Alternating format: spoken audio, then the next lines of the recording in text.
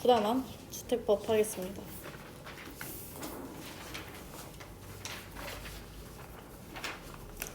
일단 주택법 보시면요, 주택법도 용어 정의가 가장 중요합니다. 그래서 용어 정의 부분부터 먼저 보시면요, 일단 주택은 건축물의 전부 그리고 부속 토지까지다. 그래서 꼭 주택의 용어 정의가 나왔을 때는 마지막에 부속 토지 꼭 확인하셔야 됩니다. 그래서 부속 토지 없으면 그것도 주택이 아니에요.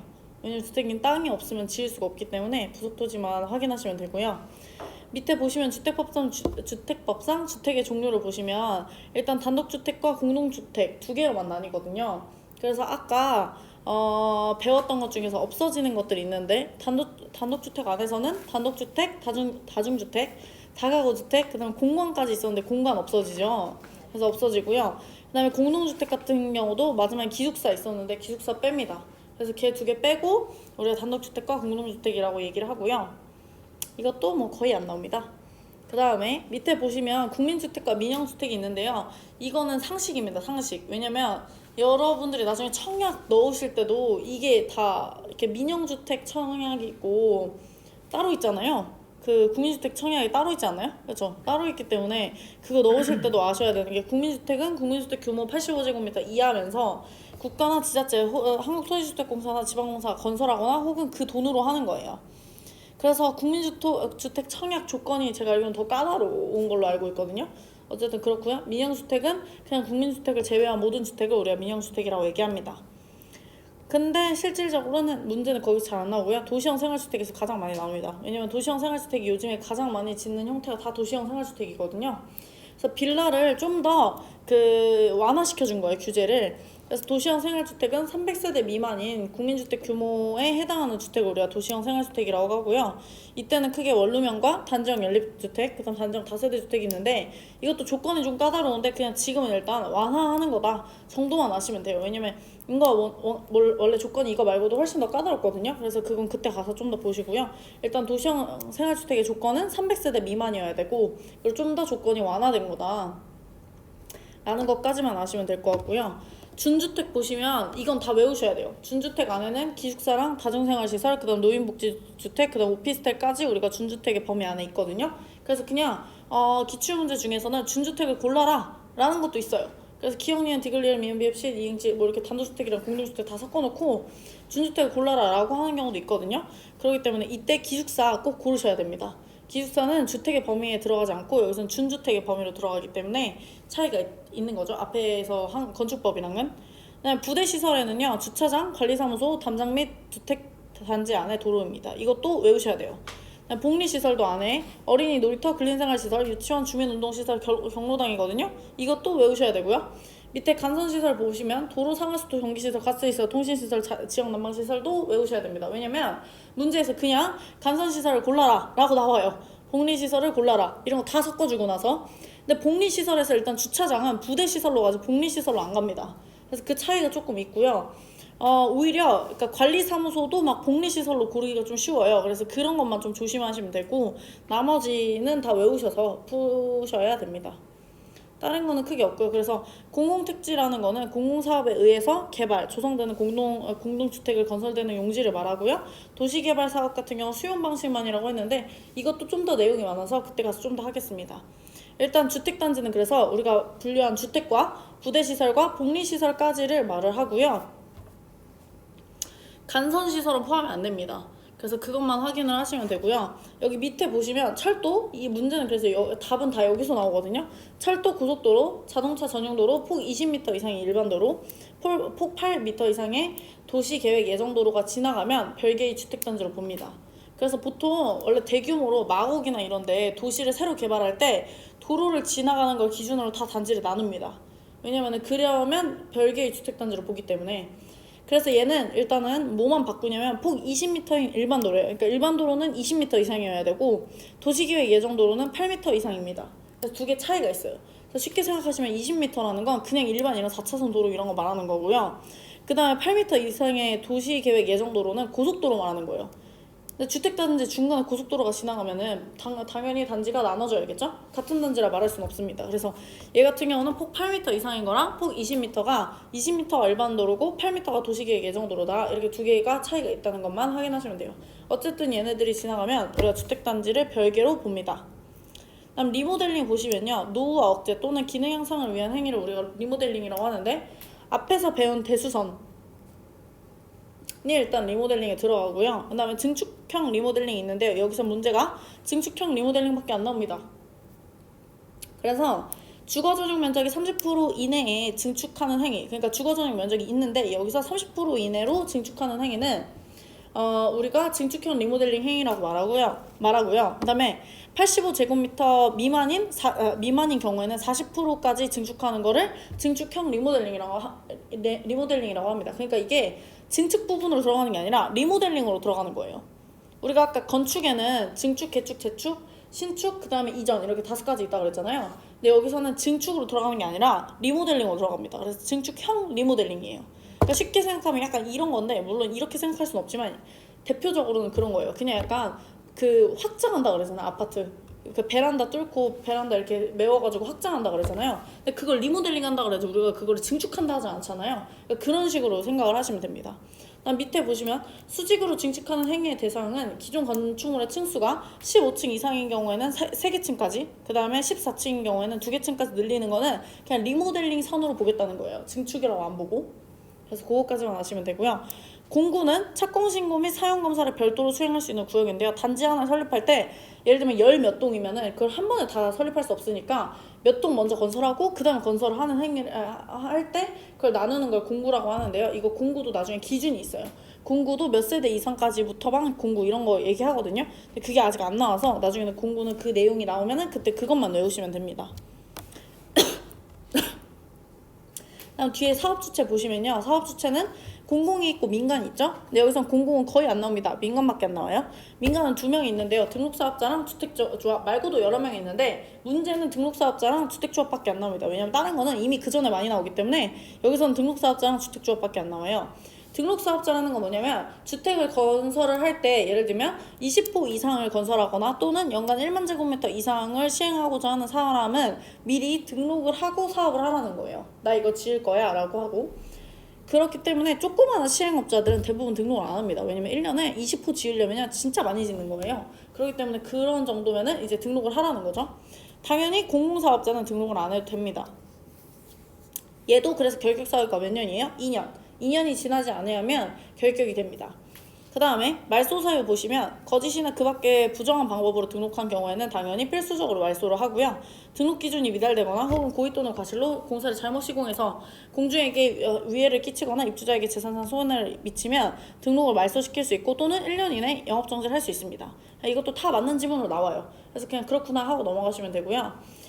등록 말소를 받은 자의 사업 수행은 그러니까 처분 전에 사업계획 승인을 받은 것은 계속할 수 있다. 너무나 당연한 말입니다. 근데 얘는 답이 어디서만 걸러지냐면 아까 위에 말씀드린 등록 사업자의 기준 20호랑 1만 제곱미터, 그 다음에 국토교통부 장관한테 등록하는 거 요거 아니면은 그 밑에 보시면 고용자 플러스 등록 사업자는 같이 해야 돼요, 무조건. 그러니까 고용자는 혼자 할 수가 없습니다. 그래서 고용자가 단독 사업자가 될 수 있다라고 하든지 아니면 고용자랑 등록 사업자는 같이 공동으로 사업을 할 수 있다라고 하시면 안 돼요. 할 수 있다가 아니고요. 하여야 한답니다. 왜냐면 의무기 때문에 고용자랑 등록 사업자는 무조건 같이 사업을 하여야 한다로 끝나야 돼요. 그래서 하여야 한대로 끝나는지 확인하시면 되고 등록사업자는 20호 이상, 그다음 연간 1만 제곱미터 이상인지만 확인하시면 됩니다. 다음 주택조합 보시면요. 주택조합은 정말 내용이 많아요. 근데 이거는 정말 조그만 건데 주택조합은 일단 3명이 있습니다. 지역주택조합이랑 직장주택조합, 그다음에 세 번째가 리모델링 주택조합인데요. 지역 같은 경우는 당연히 같은 지역에서 거주하는 주민이 주택을 마련하기 위해서 하는 거고요. 직장 같은 경우는 같은 직장인 근로하는 근로자끼리 같이 이렇게 주택을 마련하자고 설립한 조합이고, 리모델링은 이미 직장을 마련한 사람이 리모델링을 하기 위해서 조합을 설립한 거죠. 그래서 일단 직장과 지역은 둘이 거의 비슷하고요. 리모델링만 다릅니다. 그래서 리모델링과 지역하고 직장 이 두 개만 차이점만 비교하실 줄 알면 되는데요. 일단 주택조합은 설립인간 당연히 시장군수 구청장입니다. 그래서 얘는 지금 건축이랑 주택법은 다 싹 다 인가권자가 누구냐면 시장군수구청장이에요. 그래서 예외로 허가권자가 우리가 아까 특별시장이나 광역시장 있었잖아요. 그거 말고는 싹 다 시장군수구청장이기 때문에 아까 그 특별시장 광역시장이 정말 중요한 거예요. 그거 말고는 없기 때문에. 그래서 그것만 확인하시면 되고요. 그다음 지역주택의 설립 요건을 보시면은 조합을 설립하려면 대부분 설립 인가를 받아야 됩니다. 그래서 조합은 아무나 설립할 수 있는 게 아니에요. 그래서 조합 같은 경우는 일단 지역주택 조합 같은 경우 지역주택이랑 그다음에 직장 같은 경우는 80% 이상에 해당하는 토지의 권한을 확보해야 돼요. 80%이기 때문에 80% 이상에 해당하는 토지의 권한을 확보를 해야 되고요. 리모델링 같은 경우는 3분의 2의 과반수죠. 근데 과반수라는 건 2분의 1이거든요. 쉽게 말하면 반이잖아요. 2분의 1이기 때문에 제가 저번에 이거 외울 때 3분의 2의 2분의 1이 기본이라고 그랬어요. 기억나시나요? 막 용산기지 막 이런 것도 있고 막 여러 가지 있었거든요. 근데 그런 거 할 때 대부분 다 3분의 2에 2분의 1이 기본입니다. 그래서 리모델링 주택조합도 기본만 채우면 돼요. 동마는 3분의 2. 그때도 동마는 우리가 기억은 안 나시겠지만 그때도 동마는 3분의 2였어요. 그래서 똑같습니다. 이게 똑같은 거 가져오는 거기 때문에 이건 따로 외울 필요가 없어요. 그래서 여기서 문제 잘 안 나옵니다. 우리가 그때 외웠을 때 그때가 더 많이 나오거든요. 그래서 도시개발법 도시및 주거환경정비법에 나오는 거잖아요. 도정법에서가 더 많이 나오고 여기서는 이거 잘 안 나옵니다. 그래서 그렇게 하시면 되고요. 그래서 답은 여기서 나와요. 왜냐면 조합은 원래 설립 인가를 받아야 되거든요. 근데 밑에 보시면 신고만 해도 되는 경우가 있어요. 그러니까 인가라는 건 허가를 받아야 된다는 거예요. 해도 되나요? 라고 물었을 때 해 라고 하면 조합을 설립할 수 있는 거고 안 돼 라고 하면은 안 되는 건데 조합 설립 신고라는 건 나 할 거야 라고 알려주기만 하면 되는 거거든요. 그건 어떨 때냐? 국민주택이랑 직장이에요. 이건 무조건 나옵니다. 답은 다 여기서 올라가요. 그래서 국민주택이랑 직장주택 조합 설립이 이렇게 콜라보가 되면, 그러니까 국민주택을 받고자 하는 직장주택 조합이 설립하고자 할 때에는 시장군수구청장한테 뭐만 하면 돼요? 신고만 하면 됩니다. 이게 가장 중요합니다. 이것밖에 안 나와요. 그래서 답은 여기서 무조건 걸러집니다. 그다음 주택의 우선 공급이랑 주택조합의 조합원이 있는데요. 얘네들은 밑에 보시면은 리모델링 주택조합은 제외된다 라는 것만 보시면 됩니다. 그래서 우선 공급이랑 조합원의 이런 어떤 조건들은 다 누구한테만 되는 거냐면 지역과 직장에만 조건이 됩니다. 그래서 조합원의 조건을 보시면 세대수의 50% 이상의 조합원으로 구성을 해야 되고요. 그다음에 20명 이상이어야 됩니다.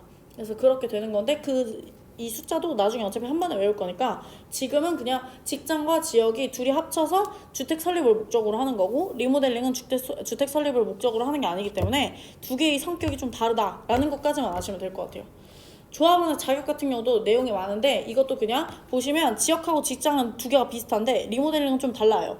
그 정도만 아시면 됩니다. 둘의 성격이 다르다. 왜냐면 이게 조건이 자격이 되게 까다롭거든요. 그래서 그건 나중에 다 외우셔야 되기 때문에 일단은 지금은 지역과 직장이 성격이 비슷하고 리모델링이 다르다 정도까지만 아시면 될 것 같아요. 그래서 넘어가시면 조합원의 교체와 신규 가입이 있는데요. 지역과 직장주택 조합 같은 경우는 그 설립인가를 받은 후에 그 조합원을 교체하거나 신규 가입이 불가능하다고 하는데 여기서는 뭐만 보시면 되냐면 설립인가를 받은 후입니다. 그러니까 조합을 우리가 설립할 때 예를 들면 그런 거 생각하시면 돼요. 우리가 재건축한다고 할 때 주택조합 막 설립한 다음에 그 분양지 엄청 뿌려요. 분양지 엄청 뿌리고 와서 막상 가면은 주택조합 막 설명하고 있거든요. 그 말은 주택을 그때 가입해야 돼요. 그때 가입하지 않으면 나중에 설립이 되는 순간부터는 이제 나중에 시행이 되는 거거든요. 그러다 보니까는 지가가 엄청 뛴단 말이죠. 그래서 중간에 못 들어갑니다. 그래서 설립 인가를 받은 후에는 신규 가입이 불가능합니다. 물론 밑에 사유인 경우에는 신규 가입이 가능하단 말이죠. 그래서 밑에밖에 문제가 안 나와요. 그래서 첫 번째는 일단 설립 인가를 받은 후인지 확인하시고요. 밑에 보시면 조합원의 사망, 너무 뻔한 거죠. 사망은 언제나 가능합니다. 사망 가능하고요.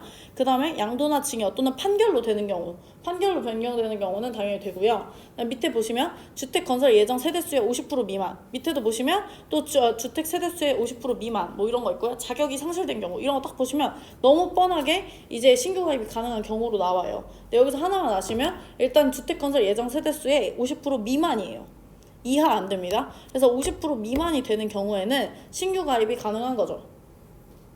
그래서 그렇게 되고요. 밑에 보시면 사업계획 승인도 몇 년이에요? 2년이죠. 이것도 2년 똑같이 2년 나옵니다.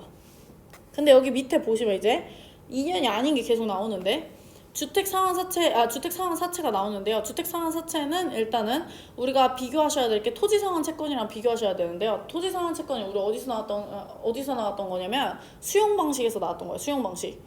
수용 방식 하면서 처음에 도시개발법 하면서 사용과 수용 방식이 있고 관리처분 계획 방식이 있다 그랬잖아요. 그래서 그때 할 때 사용 수용 방식에서 수용할 때 우리가 돈이 좀 모질라면 토지 상환 채권을 우리가 발행을 해준다 이런 거 했었거든요. 그때는 우리가 기명증권이고요. 대신에 양도가 가능합니다. 근데 주택상환사채는 다른 거는 안 바꿔요. 근데 뭐만 바꾸냐면 양도가 불가능합니다. 그래서 얘는 기명증권이고 양도가 불가능해요. 우리가 뒤에 가면 채권이 하나가 더 나오거든요. 근데 무기명증권이 하나가 더 있어요. 근데 그게 일단 있는데 어쨌든 그건 나중에 확인하시면 되고 어쨌든 여기서는 기명증권이고 양도가 불가능하고요. 토지상환채권은 기명증권이고 양도가 가능합니다. 그래서 두 개만 비교하실 줄 알면 되고요. 상환기간이 몇 년이에요? 3년을 넘어갈 수 없어요. 여기서 처음으로 숫자가 또 아닌 게 나옵니다. 아까 다 2년인데 2년 아닌 게 하나가 뭐 있었냐면 6개월짜리 있었죠. 그게 뭐였냐면 경매 공매. 경매 공매가 나오면은 6개월짜리 경매 공매로 인해서 건축주가 소유권을 상실하는 경우에는 우리가 6개월 안에 공사 착수가 불가능하다고 하면 건축 허가를 취소할 수 있거든요. 그게 6개월이었어요. 근데 이거 3년은 뭐예요? 주택 상환 사채입니다. 그래서 6개월하고 3년 요거 두 개는 비교를 하셔야 되고요. 그래서 효력은 당연히 등록 말소가 된다 하더라도요. 이미 주택 상환 사채는 발행을 했으면은 효력에 영향은 없습니다. 그 다음에 주택 건설 사업의 절차를 보시면 여기서부터 이제 2년 아닌 게 정말 많이 나오거든요. 이거는 다 외우셔야 돼요. 일단 사업계획 승인 대상 같은 경우는 단독주택이 30호고요. 그 다음 대지조성의 경우에 1만 제곱미터 이상이에요. 이거 누구랑 비교하셔야 되냐면 등록사업자랑 비교하셔야 돼요. 아까 등록사업자 요건이 뭐였냐면요. 20세대 이상이고요. 그 다음에 몇만이라고 하냐면 얘도 연간 1만 제곱미터 이상이었거든요. 그래서 얘는 20세대 1만인데 여기서는 주택 건설 사업을 할 때 사업 계획을 승인받을 때에는 일단 단독주택이나 공동주택 모두 다 30세대 이상이거나 또는 대지조성의 경우 1만 제곱미터 이상인 경우에는 사업 계획을 미리 승인받으라는 거예요. 그래서 등록사업자는 아까 20호 이상 건설하거나 연간 1만 제곱미터가 넘어가면 등록사업을 하고 나서 등록을 하고 사업을 해야 되는 거고 얘 같은 경우는 30호 이상 그다음 1만 제곱미터 이상인 경우에는 사업계획의 승인 대상이 있습니다. 그래서 그 두 개를 비교를 하실 수 있어야 되고요. 그 다음에 사업계획 승인권자는 국가랑 한국토지주택공사는 누구한테 가냐면 국장한테 갑니다. 되게 높은 사람들이기 때문에. 근데 주택건설 사업 또는 대지조성 사업을 통해서 대지 면적이 10만 제곱 이상이면 너무 넓잖아요. 그래서 시도지사나 대도시시장한테 가고요. 10만 제곱미터 미만일 때는 시장군수구청장한테 갑니다. 네, 이것도 나중에 어차피 승인권자 한 번은 외울 거니까 그때 하시면 되고요. 일단 기준이 누구냐면 10만입니다. 얘는 10만. 그래서 그것까지만 확인하시면 되고 주택 건설 대지의 소유권을 확보를 해야 되는데 소유권을 확보하려면 얘도 예외적으로 지구 단위 계획구역인 경우에는 대지 면적 80% 사용 권한만 확보하면 됩니다. 원래는 주택 건설을 하려면 소유권을 싹 다 확보를 해야 되는데 얘 같은 경우는 예외적으로 지구 단위 계획구역 같은 경우는 80%의 사용 권한만 확보를 해도 너네들이 할 수 있다는 거예요. 대신에 나머지는 우리가 매도 청구를 할 수가 있습니다. 근데 이 80% 우리가 아까 어디서도 나왔죠? 주택조합 설립 인가 요건에서도 나왔었거든요. 그래서 주택조합 설립 요건에서 뭐였었냐면 주택 건설 대지의 80% 이상 해당하는 토지 권한을 확보해야 된다라고 있었어요. 이게 누구냐면 지역주택조합이랑 직장주택조합 같은 경우 설립 인가를 받을 때 80% 이상의 토지 권한을 확보해야지만 설립 인가를 내줍니다. 근데 여기는 지금 뭐죠? 주택 건설 대지의 사용 권한을 확보하는 거예요. 소유권을 확보할 때. 그러니까 주택을 건설하려면 너네가 여기서 주택 사업을 하고 싶으면 그러면 80% 이상의 권한, 원래는 소유권을 다 필요한데 지구 단위 계획구역 같은 경우는 대지 면적의 80%의 사용 권한만 확보하면 됩니다. 대신 나머지는 매도 청구할 수 있는 거죠. 그래서 80%가 여기서도 있고 아까 앞에서도 있었다라는 거를 기억하셔야 되고요. 다음에 소유권을 확보를 못해도 대지를 사용할 수 있는 권한을 확보했다면 괜찮고요. 국가나 지자체나 토지주택공사나 지방공사는 굳이 사용 권한을 확보하지 않아도 지 맘대로 사업을 할 수 있습니다. 밑에 보시면 사업계획의 승인 보시면 승인은 며칠이에요? 60일입니다. 그래서 이걸 좀 보셔야 되는데 사업계획의 승인은 60일이에요. 왜냐면 계획이라는 건 말 그대로 아직 하겠다라는 게 아니라 이렇게 할 거야 라는 어떤 문서를 이렇게 확인하는 작업이거든요. 그렇기 때문에 얘는 60일입니다. 그래서 아까 비교하시면 경매 공매가 6개월이었고요. 3년이 뭐였냐면 주택 상환 사채였습니다. 주택 상환 사채가 3년이었고요. 상환 기간이 얘는 사업계획 승인이 며칠이에요? 60일이에요. 그래서 지금 6개월, 3년, 그 다음 60일. 이거는 지금 2년이 아니에요. 그 다음에 밑에 보시면 공사착공이 나오거든요. 공사착공은 사업계획 승인을 받고 나서 얘가 몇 년이에요? 5년입니다. 근데 5년이 어떤 게 5년이냐면 109 첫 번째 거 스타트 하는 게 5년이고요. 왜냐면 주택은 좀 길기 때문에, 왜냐면 거의 소유하는 사람들이 많기 때문에 그 사람들 다 설득하는데 시간 오래 걸린다는 거예요. 그래서 얘는 5년을 줍니다. 그래서 이것도 기간이 달라요. 근데 최초로 공사하는 공구는 5년이지만 그 다음 공구는 뭐예요? 2년입니다. 그래서 그 외의 공구는 해당 단지 최초 착공 신고일부터 2년 이내잖아요. 그렇기 때문에 이건 똑같습니다. 그러니까 우리가 5년은 최초 공구만 우리가 5년이다. 당연히 얘도 1년의 범위 내에서 착수기간 연장이 가능하겠죠. 범위 연장은 항상 거의 대부분 1년입니다. 그래서 1년 나옵니다. 이것도 그 다음 공구가 2년이었기 때문에 1년의 범위 내에서 착수기간이 연장이 가능합니다. 그래서 다시 한번 보시면 6개월이 우리가 경매랑 공매였고요. 주택상환 사채가 3년이었고요. 지금 여기 5년짜리가 뭐예요? 60일짜리가 사업계획 승인. 사업계획 승인이 60일이고요. 사업계획 승인을 받았어요. 그 다음에 건축에 착공이 들어갈 때까지 최초 공구가 5년입니다. 그 다음 공구는 똑같이 2년인 거죠. 그것까지는 기억을 하셔야 됩니다.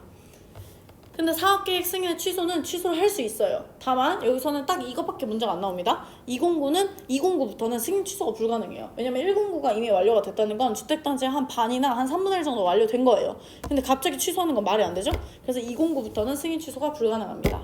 그래서 그렇게까지만 확인하시면 되고요. 넘어가시면, 그래서 결국에 아까 사용권을 확보하지 못한 대지가, 우리가 아까 사용권을 80%까지 확보를 하라고 했는데 확보하지 못한 대지 같은 경우 매도 청구를 할 수 있는데요. 매도 청구는 80% 이상 확보했거나 혹은 95% 미만까지 확보를 했다면 우리는 지구단위 계획구역 결정 고시일에 10년 이전에 소유권을 취득한 자한테는 매도 청구가 불가능합니다. 다만 95% 이상 확보를 했다면 그 사람들한테도 매도 청구를 할 수 있는 거죠. 싹 다 할 수 있는 겁니다. 그러니까 매도 청구를 하려면 가능한 사용권은 95% 이상 확보하는 게 좋다는 거죠. 그래서 이것도 몇 번 들으시면 알기 때문에 크게 어렵진 않습니다. 리모델링 주택조합의 매도 청구 또한 리모델링 주택조합도 매도 청구를 할 수 있는 거죠. 네. 그 다음에 국공유지, 우선 매각 및 임대를 보시면요. 우선 매각이나 임대는 국민주택 규모의 주택을 50% 이상 건설하겠다고 약속하는 사람이거나 혹은 주택조합이 건설하는 주택에 건설을 하는 자한테는 국공유지를 우선적으로 줄 수 있어요. 근데 만약 얘네들이 50% 이상 건설하겠다라고 했는데 안 한다든지 이래버리면 다시 사들이거나 혹은 임대계약을 취소합니다. 그래서 그것도 몇 년이에요? 2년입니다. 그래서 기간이 똑같기 때문에 이것도 외우지 않아도 됩니다. 그냥 2년이구나. 그러니까 주택이나 건축법은 일단은 만약 잘 모르겠으면 2년으로 찍으세요. 그래서 2년만 꼭 확인을 하시면 됩니다. 사용검사 보시면 여기서 또 2년 아니게 나옵니다. 그래서 사용검사의 건자는 당연히 누구야? 시장군수구청장입니다. 그러니까 인가권자는 건축하고 주택에서 싹 다 누구예요? 시장군수구청장입니다. 시장군수구청장인데 사용검사 기간은 며칠이에요? 신청일로부터 15일 이내입니다. 당연히 임시 사용 승인을 사용한 경우에는 사용을 할 수 있고요. 임시 사용 승인은 동별로, 구획별로, 세대별로 모두 다 가능합니다. 그래서 기간 다시 한번 보시면요. 경매 공매가 몇 개월이라고요? 6개월. 그 다음은 주택상환 사채는 몇 년이요? 3년. 그 다음에 사업계획 승인은요? 5년. 60일. 사업계획 승인은 60일. 그다음 사업계획 승인에서 공사 착공까지 처음 넘어가는 데가 5년. 됐죠? 되셨죠? 그 다음에 여기서 지금 나온 게 사용검사죠. 사용검사는 며칠이죠? 15일. 이것까지는 외우셔야 됩니다. 그래서 나머지는 싹 다 뭐다? 2년. 네, 싹 다 건축법과 주택법에서는 2년입니다. 이거는 건축법과 주택법에서만 2년이에요. 다른 법에서 아니에요. 그러니까 다른 뭐 도정법이나 개발법 푸는데 갑자기 2년 하시면 안 됩니다. 그래서 일단 싹 다 2년이고 나머지는 요 정도밖에 안 나옵니다. 그래서 기간은 요렇게만 외우시면 되고요. 그 다음 넘어가시면 주택의 공급이 있는데요. 이거는 정말 중요해요. 그래서 이 내용이 정말 많은데요. 이 내용을 정말 조금 하셨어요. 근데 여기서 보시면 일단 분양가 상한제가 있고요. 공급질서 교란 행위, 그 다음에 저당권 설정 등의 행위, 뒤에 보시면은 투기과열지구랑 조정대상 지역이 있거든요. 이게 싹 다 각각 한 문제씩 나옵니다. 그러니까 이거는 하나당 꼭 이거는 확인을 하셔야 돼요. 그래서 이 내용이 좀 더 많은데 일단 기본만 보겠습니다. 주택의 공급 보시면 입주자 모집 공고 승인은 민간 사업 주체만 입주자를 모집하려는 경우에는 승인을 받아야 되고요. 복리시설은 신고만 하면 돼요. 복리시설이라는 건 그 아파트 단지 상가 말하는 거예요. 상가 같은 거 할 때는 우리가 신고하면 되는데 이것도 문제 안 나옵니다. 왜냐면 이거는 같이 낼 게 없어요. 그래서 낼 게 없는데 그냥 이렇다라는 거 정도만 아시면 되고요. 분양가 상한제 보시면 분양가 상한제라는 건 분양가 할 때 너무 높은 금액 이상으로 못 간다는 거예요. 그런 게 이제 분양가 상한제인데 분양가 상한제 적용주택이 정말 중요합니다. 얘는 공공택지나 또는 민간택지에서 국장이 지정고시하는 지역의 공동주택만인데 여기서 그래서 맨날 뭐로 바꾸냐면 단독주택으로 바꿉니다. 그래서 얘는 뭐다? 단독주택만 아니다만 보시면 돼요. 그래서 민간주택과 단독주택은 아니죠. 그래서 그렇게 되시면 됩니다.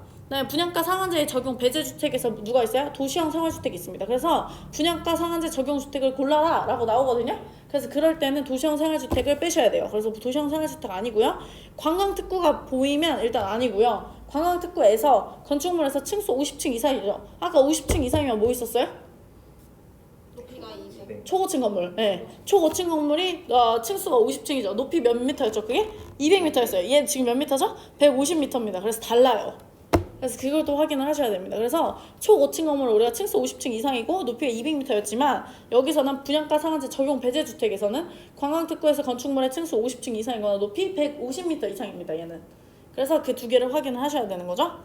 네, 분양가 공시 의무가 있는데요. 당연히 분양가를 공시하는 의무가 있는데 이건 맨날 답이 이거예요. 왜냐면 여기 보시면 공공택지라는 건 뭔가 공공거잖아요.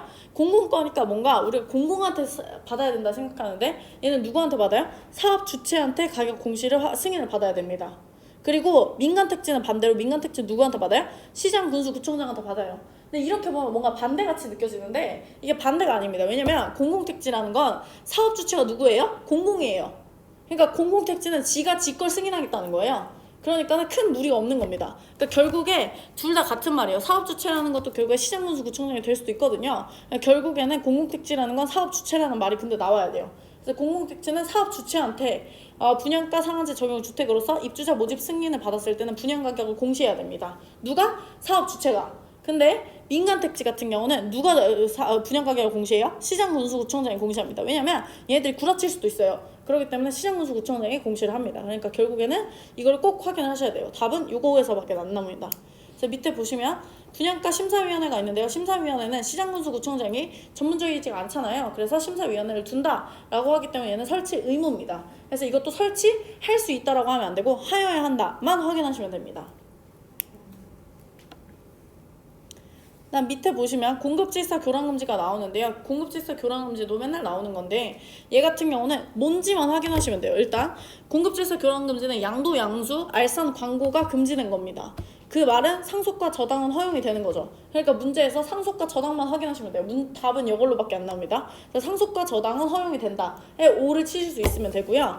그다음 밑에 보시면은 지위를 보시면 일단 주택을 공급받을 수 있는 조합원의 지위, 주택상환 사채, 입주자 저축증서 얘네들 다 보시면은 그냥 할 수 있는 겁니다. 얘네들은 양도, 양수, 알선, 광고가 금지되어 있어요. 다만 얘네들의 상속, 얘네들의 저당 이렇게밖에 문제가 안 나와요. 그러니까 맨 뒤에 무조건 상속, 저당 글씨만 확인하면 됩니다.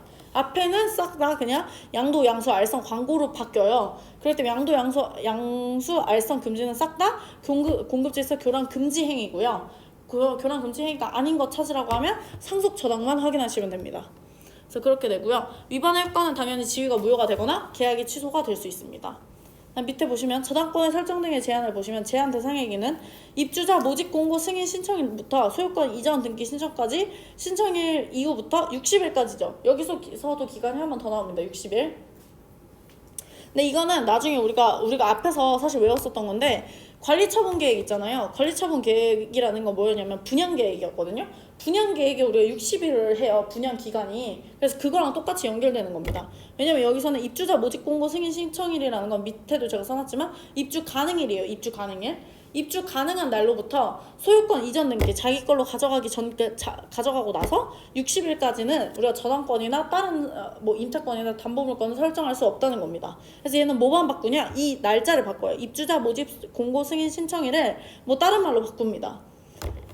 그래서 여기서는 입주자 모집 공고 승인 신청일과 소유권 이전 등기 신청일이라는 거를 꼭 확인하시면 돼요. 60일은 웬만하면 잘 안 바꿔요.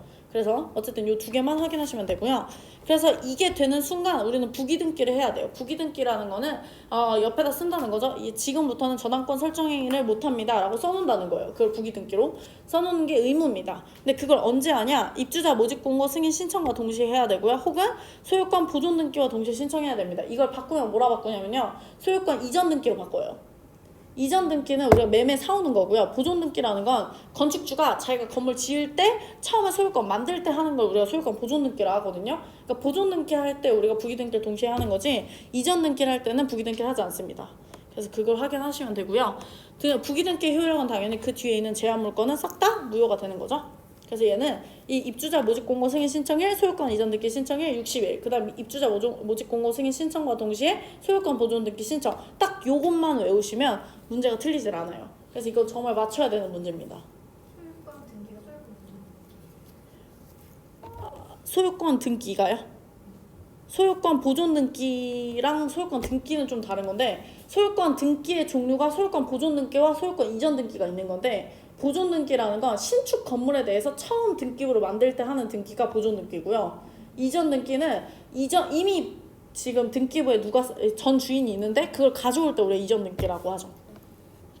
그래서 부기 등기라는 거는 건축주가 처음에 만들 때, 보존 등기를 할 때 우리가 저당권 지금부터 60일간은 못해 라고 하는 거는 부기 등기를 보존 등기 할 때 해야 된다는 거죠. 사올 때 하는 게 아니라. 네. 다음 보시면 투기과열지구랑 조정대상 지역이 있는데요. 이거 무조건 나와요. 이건 무조건. 왜냐면 지금 엄청 하잖아요. 투기과열지구랑 조정대상 지역 엄청 지정 많이 하잖아요. 그렇기 때문에 많이 나옵니다. 일단 얘네들은 지정권자 꼭 확인하셔야 되는데요. 투기과열지구는 국장이랑 시도지사가 둘 다 지정할 수 있지만, 조정대상 지역은 누구밖에 못해요? 국장밖에 못합니다. 그래서 그 두 개 꼭 하시면 되고요. 다른 거는 별로 없어요. 다른 거는 안 보셔도 돼요. 왜냐면 다른 거는 내용이 훨씬 많은데 지금 여기서 내용을 너무 조금 해가지고 일단 확인만 하시면, 투기과열지구라는 건 그러니까 주택가격 상승이 갑자기 올라가는 거예요. 그런 것들을 우리가 말하고, 지정을 할 때에는 의견 청취나 협의를 해야 되는데, 국장은 시도지사랑 의견 청취를 하고요. 협의를 한다는 표현을 하면은 협의는 올라가는 겁니다. 그래서 시도지사가 국장한테 하는 걸 우리가 협의라고 하고요. 다른 건 안 보셔도 되고, 마지막에 보시면 재검토는 1년이죠. 그래서 기간이 또 다른 게 나옵니다. 그래서 2년 말고 1년짜리가 재검토가 나와요. 그래서 그거 보시면 되고요. 조정 대상 지역 같은 경우 지정 절차 보시면 마지막에 지정 해제만 보시면 되는데요. 지정 해제 보시면은 시민은 국장이 이제 해제를 할 수 있고요. 요청은 시도지사나 시장군수구청장이 국장에게 해제 요청할 수 있죠. 그러니까 결국에 해제는 누구만 할 수 있어요? 국장만 할 수 있어요. 즉 지정도 국장만 할 수 있고 해제도 국장만 할 수 있어요. 국장만이 할 수 있습니다. 조정 대상 지역은. 근데 요청은 할 수 있잖아요. 요청은 누구나 할 수 있잖아요. 그래서 시도지사도 할 수 있고 시장군수구청장도 할 수 있는데, 시장군수구청장은 누구한테 할 수 있어요? 국장한테 다이렉트로 할 수 있습니다. 왜냐면 시도지사가 권한이 없기 때문에 우리가 국장한테 갑니다. 바로 국장한테 가서 조정 대상 지역 지정해달라 혹은 해제해달라 이렇게 요청할 수 있는 거죠. 전매 제한 대상 보시면요, 전매라는 게 뭐냐면요, 그 전세나 매매 말하는 거예요. 전세 매매의 줄임말이 전매입니다. 그러니까 전세나 매매를 제한하는 대상이 있어요. 상속을 제외한 주택 분양권에 대해서는 10년 이내의 범위로 전매를 제한할 수가 없죠. 그래서 그러니까 10년의 범위까지만 할 수 있다는 거예요. 그래서 투기과열지구나 혹은 조정대상 지역을 보게 되면, 투기과열지구나 조정대상 지역은 뭐만 되냐면 지위만 됩니다. 그러니까 예를 들면 내가 투기과열지구 서울이잖아요. 서울에서 내가 아파트를 샀어요. 산 걸 가지고 매매하거나 전세를 하는 거는 우리가 제한을 할 수가 없어요. 근데 내가 지금 조합에 가입을 해가지고 이걸 받을 수 있는 권리가 있어요. 아직 지금 주택을 받진 않았지만, 근데 그 권리를 전세를 주거나 매매를 주는 거는 안 된다는 거죠. 네, 그래서 그런 거 말하는 겁니다. 세 번째 보시면 분양가 상한제 적용 주택은 주택도 되고 지위도 되죠. 그다음 밑에도 보시면 공공택지의 택지는 주택도 되고 지위도 되죠. 그래서 얘는 이것밖에 안 바꿔요. 뭐를 바꾸죠? 투기과열지구랑 조정대상 지역의 주택이라고 나옵니다. 그래서 투기과열지구랑 조정대상 지역은 주택은 전매 제한 대상이 아니고 그냥 지위만 전매 대상이다 라는 거고 라는 거다. 그래서 그것만 답으로 나옵니다. 전매 제한의 특례를 보시면요, 다른 건 보실 거 없고 다 보시면 전원이에요. 세대 전원이 이주를 해야지 세대 일부가 이전하면 안 됩니다. 싹 다 아무것도. 그렇기 때문에 일부가 없어요. 그래서 문제에서는 무조건 뭐만 바꾸냐면요. 일부만 바꿉니다. 세대원 일부가 이전한다. 이러면은 이건 전매 제한의 특례가 적용되지 않고요. 그리고 또 뭐가 나오냐면 답은 옆에 보시면 수도권 이전. 수도권 이전이잖아요. 수도권을 이전하는 경우는 제외됩니다. 그러니까 서울에서 경기도로 간다거나 서울에서 인천으로 간다거나 인천에서 뭐 경기도 양평으로 간다거나 이런 거는 우리가 전매 제한 특례를 적용하지 않아요. 그래서 얘 같은 경우는 그냥 전매 제한이 되는 거죠. 그러니까 말 그대로 전매 제한에 걸려 있는 겁니다. 그래서 이런 거는 수도권을 이전하는 걸로만 물어보던가 세대원 일부로 이동하는 것만 물어봅니다. 그래서 이걸 어기면 얘는 우리가 이제 국가가 다시 사들이죠. 사들이는 건 얼마로 사들이죠? 매입 비용으로 사들입니다. 그래서 답은 셋 중에 하나예요. 수도권 이전에서 걸리던가 아니면 세대원 일부에서 걸리던가 아니면 위반 시 매입 비용으로 사와야 되는데 매입 비용이 아니라 전매 대금으로 사온다던가. 요거 답이 3개 아니면 셋 중에 하나입니다. 무조건. 그래서 다른 거는 보실 필요가 없어요. 자, 주택법도